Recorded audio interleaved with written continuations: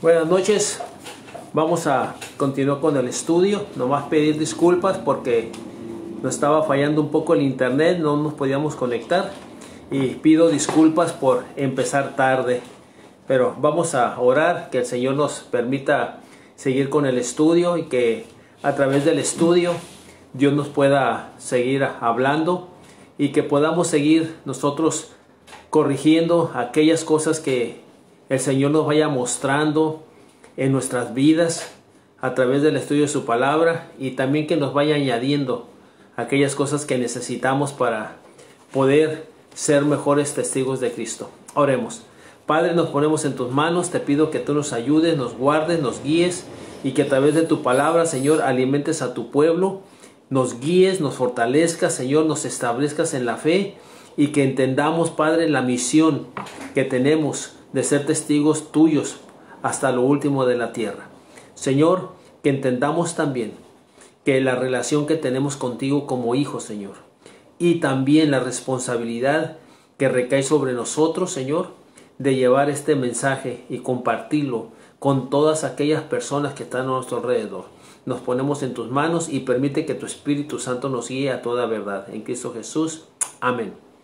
Estábamos hablando la semana pasada de la necesidad que teníamos de compartir a Cristo con otros. Y vimos que Pablo era una persona muy persistente en compartir a Cristo con otras personas. De tal manera que lo había llevado a estar en la cárcel. Y aún estando en la cárcel, Pablo oraba para tener oportunidades de compartir a Cristo. Y sin duda que estas cartas que él escribió desde la prisión, vemos entonces el celo de nuestro hermano Pablo en compartir a Cristo con otros. Debemos reflexionar nosotros también, hermanos, ¿cuál es nuestro celo? O sea, ¿tenemos esa sed de compartir lo que hemos recibido, lo que un día aceptamos? ¿Hemos crecido? ¿Entendemos el contenido del Evangelio? Decía el pastor Steve de Seattle que un cristiano no puede dar lo que no tiene y tampoco puede enseñar lo que no sabe. Y muchos cristianos aceptan el Evangelio en el aspecto de lo que es la salvación, ¿sí? Sabemos y tenemos la necesidad, sentimos la necesidad de ser salvos. Pero alguien nos tiene que explicar qué es lo que necesitamos. Y son las personas que Dios pone en nuestro camino las que nos van a enseñar y nos van a decir lo que es el Evangelio. Y para muchos que no saben lo que es el Evangelio, de qué se trata el Evangelio que tenemos que compartir, hermanos, en 1 Corintios 15, del 1 al 11, allí está el contenido de lo que es el Evangelio. Y las 5 cosas elementales que tenemos que recordar y decirle a una persona cuando compartimos el plan de salvación es que Cristo murió por los pecados de todo el mundo. Todo el mundo, cada persona, donde quiera que esté, tiene la oportunidad de ser salvo a través de la muerte de Cristo, si esta persona reconoce que lo que Cristo hizo en la cruz del Calvario es suficiente para que ella pueda ser salvo. Entonces, el primer elemento del verdadero evangelio es que Cristo murió por los pecadores. El segundo, que fue sepultado conforme a las Escrituras. El tercer elemento es que Él resucitó. ¿Sí? Y eso fue lo que dio el sello de garantía en que el evangelio que hemos creído es un evangelio vigente, es un evangelio que tiene poder, ya que Cristo venció la muerte. Y como dice el canto, si Él vive, nosotros vivimos. El cuarto elemento que tiene el verdadero evangelio es que Cristo apareció. Sus apariciones es bien importante, ¿no? No nomás a un pequeño grupo, no nomás a unos cuantos. Allí en 1 Corintios 15, del 1 al 11, vemos que apareció a los apóstoles, apareció a un grupo de 500 hermanos, y Pablo dice, y a mí, y por último a mí, como a un abortivo, fuera de tiempo.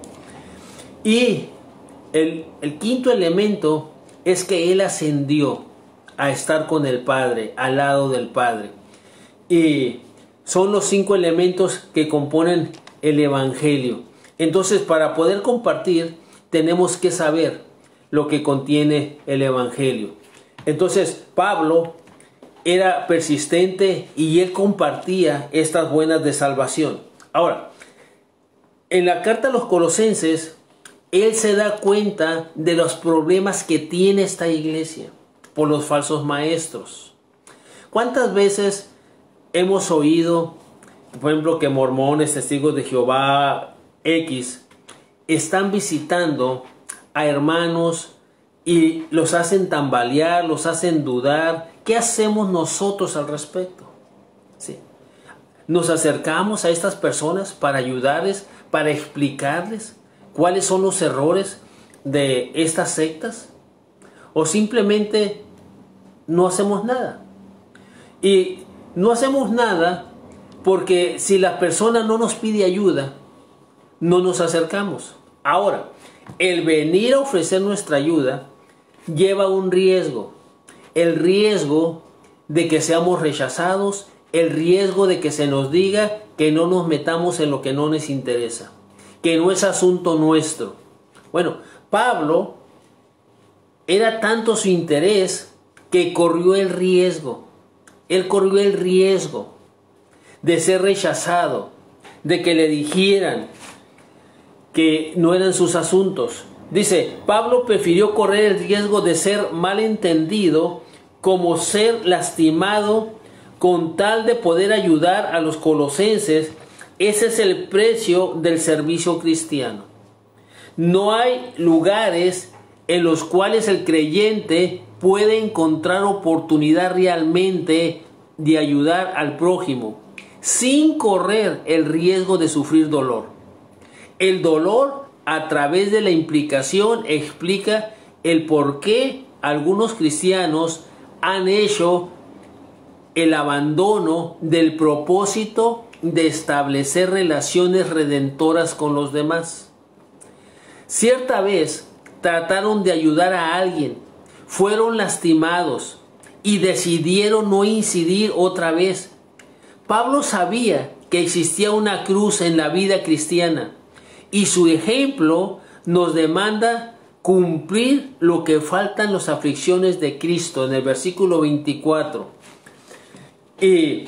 Isaac Watts expresa el punto en palabras inolvidables. Aquí vamos, lo que va a decir Isaac Watts es que muchos cristianos quieren vivir la vida cristiana de lo mejor. En otras palabras, un evangelio de la prosperidad. Muchos cristianos aceptan a Cristo, aceptan el evangelio, pensando que si ellos se portan bien, si ellos trabajan bien, no tienen por qué sufrir. Bueno, eso es un falso evangelio. Porque Cristo, hermanos, dice que cuando nosotros aceptamos el evangelio, Él pagó el precio.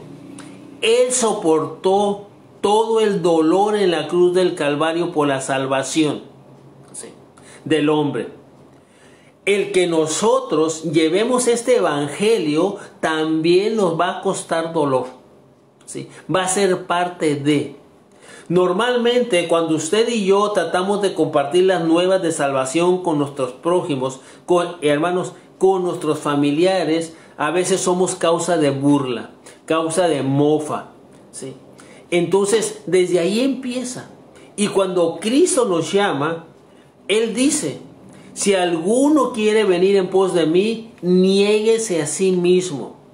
Para poder ser testigos de Cristo con poder, hermanos, primero tenemos que negarnos. En otras palabras, cuando yo acepto a Cristo como mi Salvador, estoy cediendo mi voluntad a la de Él. Le estoy diciendo a Cristo, Ahora ya no vivo yo, como decía el apóstol Pablo, hermanos. Con Cristo estoy juntamente crucificado, ya no vivo yo. Ahora vive Cristo en mí. ¿Qué significa esto, hermanos? Que lo que hacía Cristo cuando Él estuvo aquí en la faz de la tierra, ahora lo va a hacer a través de ti y a través de mí. Ahora es Cristo el que va a vivir. Y yo y usted vamos a ser, hermanos, simplemente instrumentos para que el Evangelio de Cristo siga adelante. Y en ningún lugar en la Biblia le enseña, hermanos, que si usted se porta bien, que si usted trabaja bien, no va a sufrir. No, Cristo fue rechazado. Muchas veces, hermanos, Cristo fue rechazado y una de las veces los discípulos, ¿quieres que oremos para que descienda fuego? ¿Sí? Porque los discípulos se sintieron mal al ver el rechazo que tenían a su maestro. Entonces, si nosotros, hermanos, somos discípulos de Cristo, también vamos a sufrir rechazo. También van a hablar de nosotros. También nos pueden traicionar. Todo eso incluye, hermanos, el ser discípulo de Cristo. Y luego dice, hermanos, dice, niéguese a sí mismo. Dice, tome su cruz cada día. Cada día, hermanos, puede haber dolor en que tú cumplas la voluntad de Cristo. Por eso muchos cristianos, a través del tiempo, hermanos, dejan de vivir la voluntad de Cristo para empezar a vivir su propia voluntad.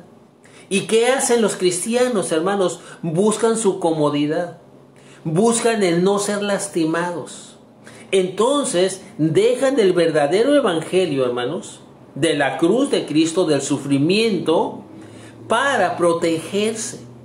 Y empiezan a servir a Cristo, hermanos, siempre y cuando no me lastimen. Siempre y cuando no me digan nada. No, hermanos, eso no es un verdadero evangelio. El verdadero evangelio, Pablo nos está dando el ejemplo, hermanos. Él está en la prisión por causa del evangelio. Y aún dentro de la prisión, hermanos, él sigue ayudando a las personas que están a su lado. Entonces, lo que dice Isaac Watts es lo siguiente. ¿Debo ser yo llevado al cielo en floridos lechos de descanso? Mientras otros lucharon por el premio navegando a través de sangrientos mares. Repito, ¿debo ser yo llevado al cielo en floridos lechos de descanso? Mientras otros, como Pablo, hermanos, lucharon por el premio navegando a través de sangrientos mares. La historia del cristianismo, hermanos, si usted se atreve a leerla, a indagarla, usted se va a dar cuenta que la historia del cristianismo se escribió con sangre. Muchos cristianos, hermanos, dejaron sus vidas en el camino por predicar el evangelio, por llevar el evangelio.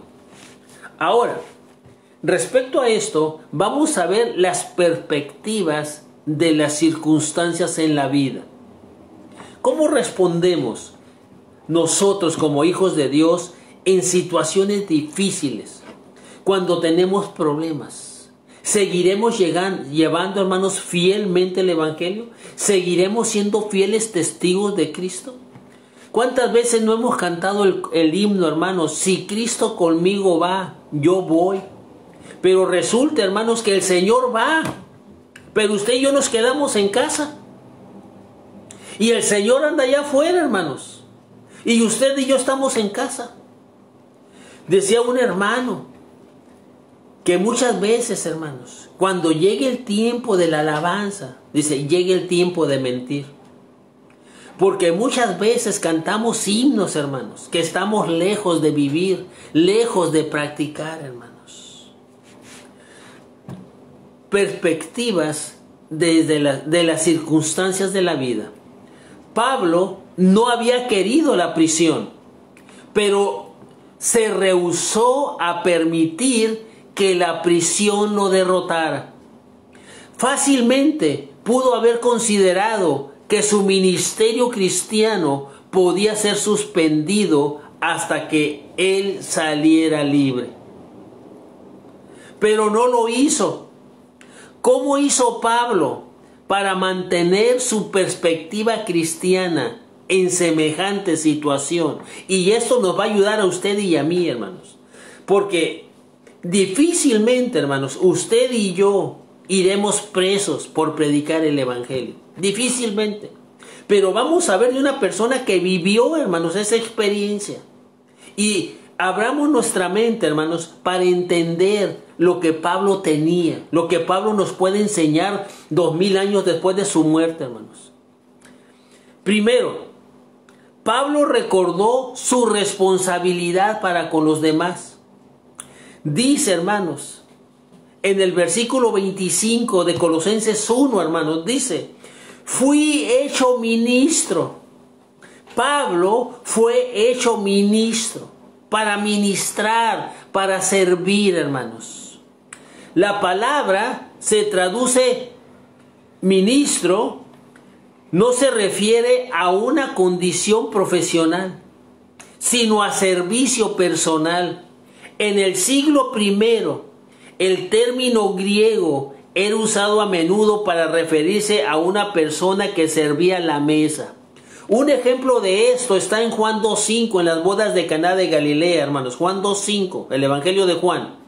Cuando la madre de Jesús les dice a los que servían la mesa, ¿sí? A eso, ahí se aplica la palabra ministro, a los que servían la mesa, haced todo lo que Él les diga. María fue y se acercó a los que servían la mesa. Nosotros, hermanos, fuimos llamados a servir, no a ser servidos. Porque el Hijo del Hombre vino a servir, hermanos, a servir y a dar su vida en rescate por muchos. Entonces, también nosotros como cristianos, hermanos, tenemos que servir.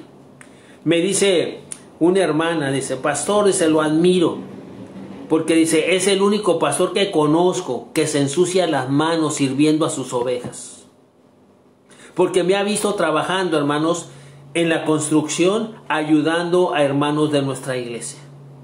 Dice, y créame, la mayoría de los pastores nomás están para ordenarles. Pero cuando hay que servir, ellos no se ensucian las manos. Bueno, le doy gracias a Dios, hermanos, porque me permite hacer eso. Pero yo lo hago por amor, hermanos, porque entiendo que mi oveja tiene una necesidad. Y si puedo hacerlo, lo voy a hacer. Pero aquí, hermanos, lo más importante es que vivamos de acuerdo al evangelio que predicamos. La palabra ministro significa siervo. Ya se refiera a un hombre rico, a Dios o a nuestro Señor Jesucristo. El primer ejemplo, hermanos, está en Mateo 22:13. Mateo 22:13. Vamos a leerlo, hermanos. El primer ejemplo. Mateo 22:13.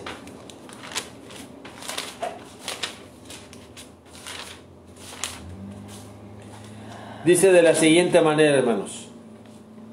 Entonces el rey dijo a los que servían, ¿sí? A los que servían. Vuelvo a repetir, hermanos, siervo. El rey, el hombre rico, dijo a los que servían, siervos, atadle de pies y manos y echarle en las tinieblas de afuera, allí será el lloro y el crujir de dientes. El hombre rico, el rey, le dice a los que servían, a sus sirvientes que tenía para servirle, hermanos, les da la orden. Segundo ejemplo, hermanos, refiriéndose a Dios, Primera de Tesalonicenses 3:2. Primera de Tesalonicenses 3:2, hermanos. Dice, y enviamos a Timoteo, nuestro hermano, servidor de Dios. Dios, el hombre rico, Timoteo, su servidor. La palabra, hermanos, ministro significa siervo. y enviamos a Timoteo nuestro hermano, servidor de Dios y colaborador nuestro en el Evangelio de Cristo, para confirmaros y exhortaros respecto a vuestra fe. En este caso, Timoteo, hermanos, tenía como ministro, como siervo de Dios, había recibido una tarea, hermanos. Era confirmar y exhortar a los tesalonicenses respecto de su fe. El último ejemplo está en Gálatas 2:17, hermanos. Gálatas 2:17. Dice, hermanos, y si buscamos, refiriéndose a Cristo, y si buscamos ser justificados en Cristo, también nosotros somos hallados pecadores. Es por eso Cristo ministro de pecado en ninguna manera. La palabra clave es ministro. Cristo vino a servir.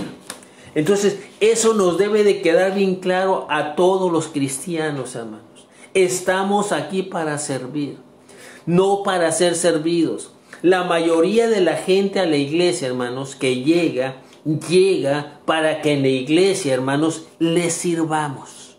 ¿Sí? Les sirvamos, porque para eso estamos, hermanos. Y cuando la iglesia sirve, hermanos, a los que llegan de afuera, hermanos, a los que vienen de afuera, tenemos, hermanos, que nosotros dar nuestras vidas en servicio para que a través de eso, si no conocen al Señor, hermanos, ellos puedan llegar a conocer al Señor. El hecho de que Pablo se convirtiera en ministro era el resultado de poner su fe en Cristo. ¿Qué me hace un ministro a mí? Cuando me invitaron a Nuevo Laredo a predicar, hermanos, yo prediqué acerca del ministerio. Y les pregunté en aquella ocasión a los miembros de la Iglesia Bautista Emanuel, hermanos, ¿cuántos ministros hay en esta iglesia? Y ellos dijeron, tenemos 5 ministros. Y yo les dije, entonces el sermón es para ustedes. Porque dice, hermanos, miren lo que dice en Efesios 4, hermanos.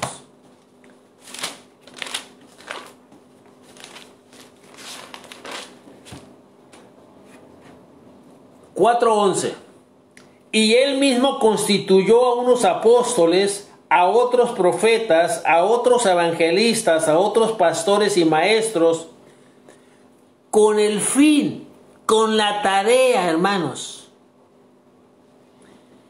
de perfeccionar a los santos para la obra del ministerio, para la edificación del cuerpo de Cristo. Entonces, estos hermanos, estos hombres que Dios había capacitado, tenían la tarea específica de capacitar, preparar, equipar a los santos que son los que forman el cuerpo, hermanos. En este caso, la iglesia de Éfeso. En nuestro caso, hermanos, la iglesia bautista La Nueva. Los líderes, hermanos, son servidores, son ministros con con el único propósito de capacitar, de preparar, de equipar, hermanos, a cada miembro. Porque cada miembro, hermanos, es un ministro de Cristo. Porque cuando usted y yo aceptamos a Cristo, hermanos, eso nos convierte en ministros. ¿Sí? Pero muchas veces, hermanos, pasan años. Y es triste, hermanos, que la gente no conozca ni siquiera cuál es su don espiritual. ¿Sí? No sabe para qué está hecho. Y hermanos, ese es el trabajo de un buen liderazgo. Hacer saber, hermanos, enseñar lo que la Biblia dice, hermanos. Poder, hermanos, ver el tipo de capacidades que cada diferente santo, hermanos, o miembro de la iglesia tenga para que lo pongan en el servicio del Señor.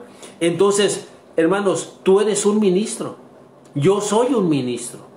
Y nuestra tarea, hermanos, es servir a todos aquellos que Dios pone en nuestro camino.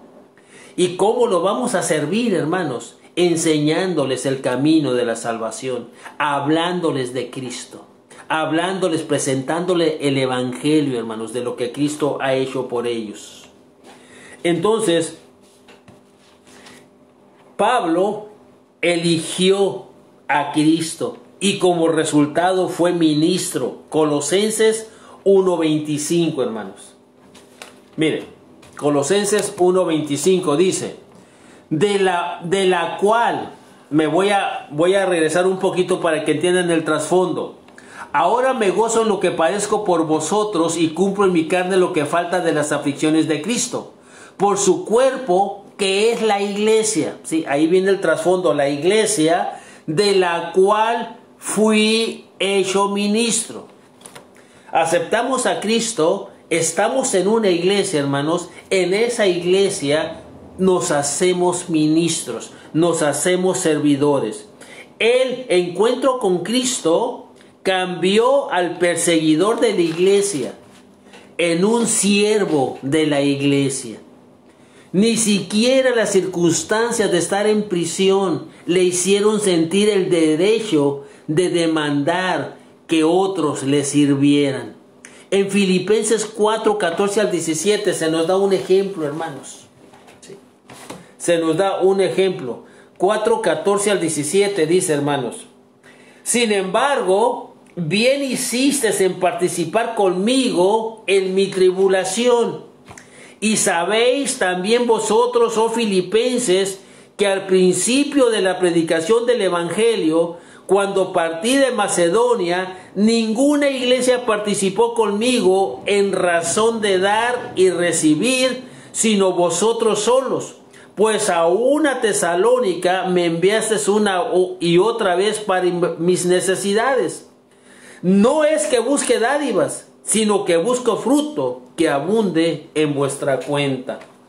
O sea, Pablo, hermanos, no pedía y no exigía a las iglesias donde él había ministrado. Pero vemos de una manera maravillosa, hermanos, cómo Dios usó a esta iglesia de Filipos para suplir las necesidades del apóstol Pablo, hermanos, aún cuando servía en otras iglesias. Uno de los secretos de la perseverancia cristiana, a pesar de las dificultades de la vida, es el reconocimiento de que uno es responsable de ayudar a los demás, aún en esos momentos de los cuales él mismo está acosado por desesperada necesidad. Y viene a mi mente, hermanos, el testimonio de nuestro hermano Gregorio. Cuando muchos creíamos, y yo era uno de esos hermanos, que yo miraba al hermano Gregorio, hermanos, y créanmelo, yo decía, el hermano ya no sale de esta. Pero yo no sabía, hermanos, los planes de Dios para nuestro hermano y el trabajo que Dios tenía para nuestro hermano en el seguro, donde le habló a los doctores, a las enfermeras, a los pacientes que estaban a su lado, a los familiares que llegaban a visitar a los pacientes, hermanos.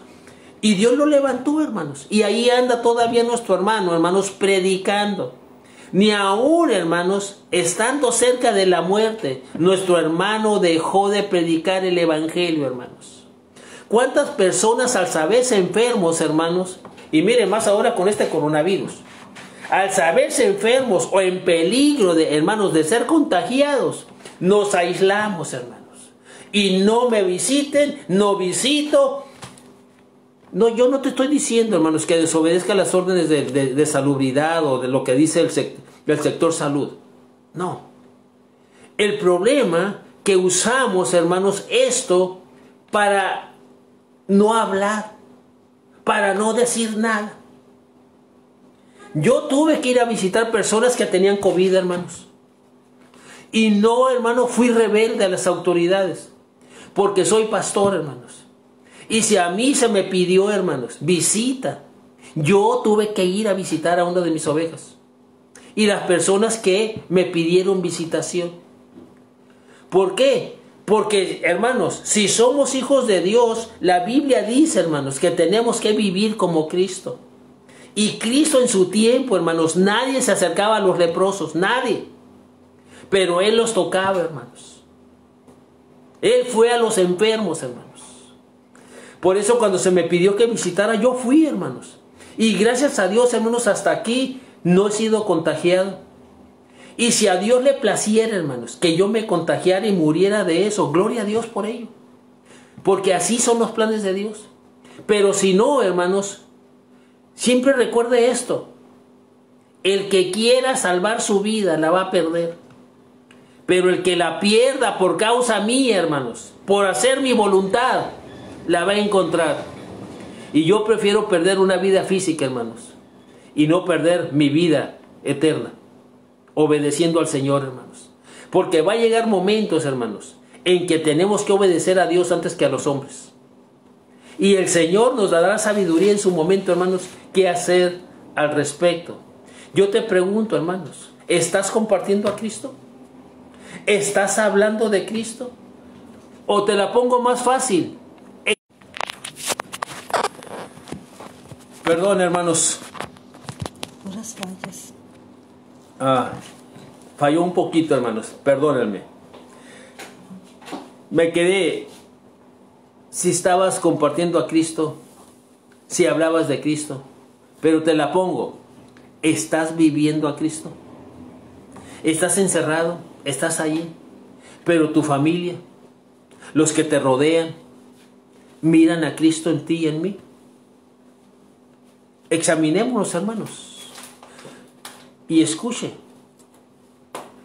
Aún sin palabras podemos predicar el Evangelio, viviendo a Cristo. Que aún mi propia familia, hermanos, mire a Cristo en mí. La siguiente cosa, hermanos, la siguiente cosa, vimos cómo ayudar a una persona aún cuando esté al borde de la muerte. El caso de Jesús, hermanos, cuando estaba colgado en medio de dos ladrones. Uno de ellos, hermanos, volteó en la misma muerte, hermanos, y le dice a Jesús: acuérdate de mí cuando vengas en tu reino. Y qué hermoso, hermanos, que Jesús en la misma muerte pudo ayudar a un pecador. Y le dijo: hoy estarás conmigo en el paraíso. Hermano, qué bueno que en la misma muerte podamos ayudar a alguien a llegar al reino de Dios. No dejemos que las circunstancias adversas, hermanos, minen nuestra fe. No permitamos que el peligro, hermanos, o que las pruebas nos detengan, hermanos. Más bien, hermanos, usemos esas circunstancias difíciles como una oportunidad, hermanos, de hablar de las grandes cosas que Dios ha hecho con nosotros. La segunda cosa, hermanos, para que Pablo mantuviera su perspectiva, hermanos, correctamente, hermanos, de lo que él había sido enviado, hermanos. Pablo mantuvo su perspectiva cristiana en la aflicción porque recordaba que Dios tenía una tarea para él. Pablo era un siervo de la iglesia. Versículo 25, hermanos. Dice de la siguiente manera, hermanos: de la cual fui hecho ministro según la administración de Dios que me fue dada para con vosotros. ¿Cuál es la administración que Dios te ha dado a ti y que Dios me ha dado a mí para con los demás, hermanos? Tenemos que recordar, hermanos, que Dios nos ha dado una tarea. ¿Estás haciendo la tarea? ¿Estás cumpliendo, hermano, lo que Dios te mandó hacer en la iglesia a la que perteneces? ¿En el lugar que te dio, hermanos? ¿En el negocio que te dio? ¿En la carrera que te dio? El término traducido administración es a menudo convertido en mayordomía. La palabra significa supervisar o administrar los asuntos de un negocio o casa. Por medio del uso de este término, Pablo quiso decir que Dios le había confiado una importante tarea. Otra traducción del pasaje podría ser: he sido hecho siervo de la iglesia por Dios, quien me dio esta tarea para cumplir para vuestro bien. En otras palabras, hermanos, todo lo que usted y yo hagamos debe ser para el bien de la iglesia a la cual pertenecemos o de las personas que nos rodean. El conocimiento de que Dios le había confiado una tarea ayudó a Pablo a mantener su perspectiva y su compromiso de compartir a Cristo con otros. El salir de la prisión era importante, hermanos, para él, pero la atención de la tarea asignada por Dios tenía una prioridad más importante. ¿Cuántas veces, hermanos, estamos en dificultades? Y hacemos todo, hermanos, y enfocamos todo nuestro esfuerzo en salir de esas dificultades, pero olvidamos la tarea más importante, hermanos, que tenemos a través de esas dificultades que seguir predicando a Cristo. Tercera y última cosa, hermanos. Pablo sabía muy bien que su tarea no estaba terminada. No podía abandonarla simplemente porque estaba preso. Era demasiado lo que quedaba por hacer. Su tarea era anunciar cumplidamente, hermanos, la palabra de Dios. Versículo 25, hermanos, ahí están las tres cosas. Dice, hermanos, para que anuncie cumplidamente la palabra de Dios. Hoy, por un poquito, hermanos, y no se da la transmisión por las fallas técnicas, hermanos. Pero gracias a Dios, hermanos, nos permitió, hermanos, cumplir, hermanos. Porque es importante, hermanos. Cuando tenemos un compromiso, hermanos, es importante cumplir la tarea que Dios nos ha dado. Por la palabra de Dios, Pablo quería decir el evangelio, las buenas nuevas de lo que Dios había hecho y de lo que el hombre podía llegar a ser en Cristo. Eso es bien importante, hermanos, que tú y yo le digamos a la gente lo que Dios ha hecho por ellos y lo que ellos pueden llegar a ser en Cristo. Hacer estas nuevas cumplidamente conocidas era representarlas y proclamarlas donde quiera que hubiera oportunidad. Romanos 15:19 dice de la siguiente manera, hermanos. Romanos 15:19 dice, hermanos, con potencia de señales y prodigios en el poder del Espíritu de Dios, de manera que desde Jerusalén y por los alrededores hasta Ilírico, todo lo he llenado del Evangelio de Cristo. Todo. No había lugar, hermanos, que Pablo supiera que no se había predicado el Evangelio, hermanos. Y él iba a esos lugares. Preguntémonos, hermanos, ¿qué lugares hay en tu familia, en tus seres queridos, con tus vecinos, con tus familiares inmediatos, hermanos y lejanos, que tenemos que llevar ese evangelio? El decano Wicks de la Universidad de Princeton, que había observado a muchas personas en su lucha hacia la madurez, declaró que un signo de que un muchacho se ha convertido en hombre es cuando descubre alguna empresa o compromiso importante y dice: yo pertenezco a eso. Ser capaz de darse a sí mismo a una gran causa es una maravillosa e inspiradora experiencia. Pablo conocía el poder de tal consagración. No podía dejar de compartir a Cristo. Como una madre ocupada en el cuidado de sus hijos que dice: yo no tengo tiempo para estar enferma. Pablo no permitía que la prisión lo detuviera en su tarea de compartir a Cristo. Estas tres cosas que Pablo consideraba fundamentales no lo han sido solo para él. La responsabilidad hacia el prójimo, una tarea procedente de Dios y una misión todavía no concluida son los elementos esenciales en la vida de todo verdadero cristiano. Hermanos, nuestra tarea no ha terminado. Dios nos ha llamado y tenemos responsabilidades para con toda la gente que nos rodea. Que Dios les bendiga, hermanos. Oremos. Padre, te alabo y te bendigo por tu palabra. Gracias por ese testimonio de Pablo, Señor. Gracias, Padre, porque aún su manera de vivir el Evangelio, Señor, su manera de entregarse a ti, Padre, su compromiso, sigue siendo inspirador para nosotros, Señor. Un ejemplo a seguir sin duda. Te pido, Padre, que tú hables a nuestros corazones, que tú bendigas a la iglesia, que tú bendigas a cada familia, a cada miembro en particular. Te pido por los enfermos, Padre, que usted los levante en poder, Señor, que su mano sanadora sea por ellos, Padre.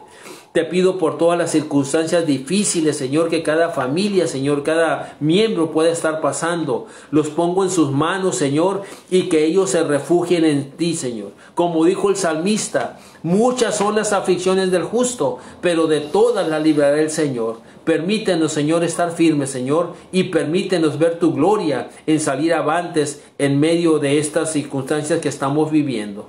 En el nombre de Cristo Jesús. Amén. Que Dios les bendiga, hermanos.